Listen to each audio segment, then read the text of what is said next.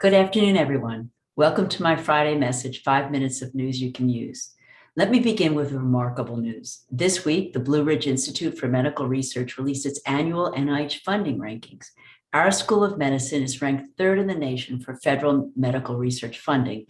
In 2021, the School of Medicine was awarded more than $608 million in federal funding from NIH, and 8 of our clinical science departments and 2 of our basic science departments are ranked among the top 10 in the country. This is truly extraordinary.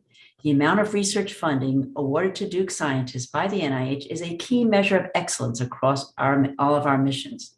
These rankings reflect the hard work, innovation of our outstanding faculty, trainees, and research staff, and their commitment and contributions to scientific discovery and advancing the care of our patients.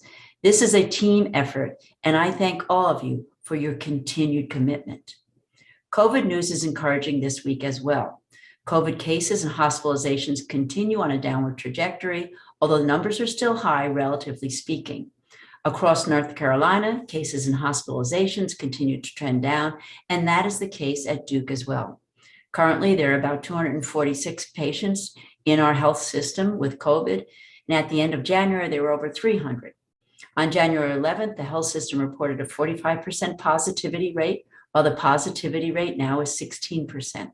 These are dramatic decreases, but again, still considerably higher than other points in the pandemic. And finally, regarding students and faculty and staff on campus, the numbers are going down as well. In the health system, the number of employees out with COVID are also decreasing. So what does all this mean?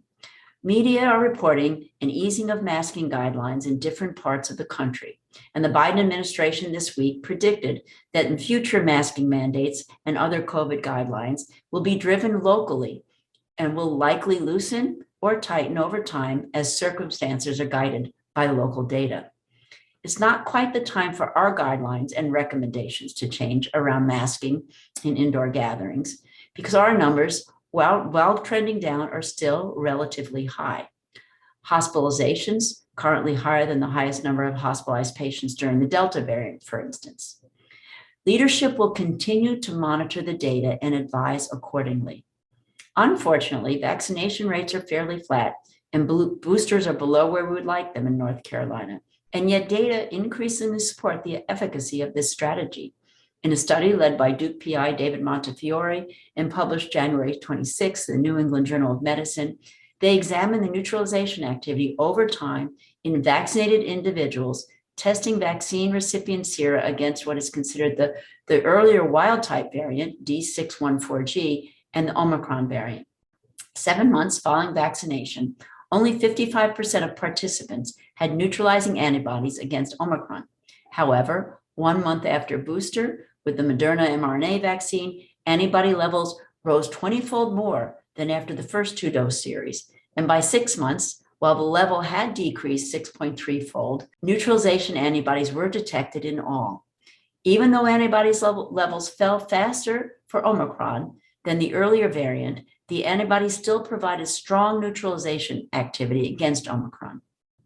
And in another recent study reported in Nature Medicine in January and highlighted this week by Jason Stout, sera from individuals either receiving prior 2-dose vaccinations and a booster or 2 doses and a documented infection with Omicron were examined for neutralization activity against a number of strains.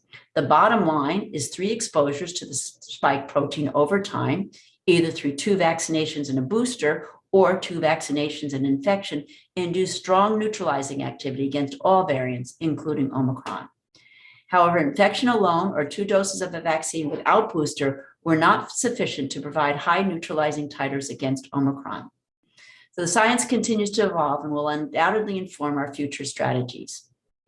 And speaking of the future pandemic strategy, the development of a universal vaccine that would protect against multiple types of coronavirus and viral variants would be a game changer. Duke researchers led by Kevin Saunders and Bart Haynes are working to develop such a pan-coronavirus vaccine. The Duke Human Vaccine Institute team is focusing on the receptor binding domain, which is the Achilles heel for coronaviruses. Last April, the prototype they are working on showed remarkable effectiveness in non-human tests, including testing in primates. The team's goal is to be in phase 1 trial in humans in later 2022 or early 2023. The development of a universal COVID vaccine will take time. Still, this work illustrates incredible progress and symbolizes hope for the future. Thank you to all our faculty, staff, and students, to our colleagues in the health system, and to everyone across the university for your continued commitment to protecting yourselves, your loved ones, our healthcare workers, and the community. I'll be back soon. Have a restful weekend.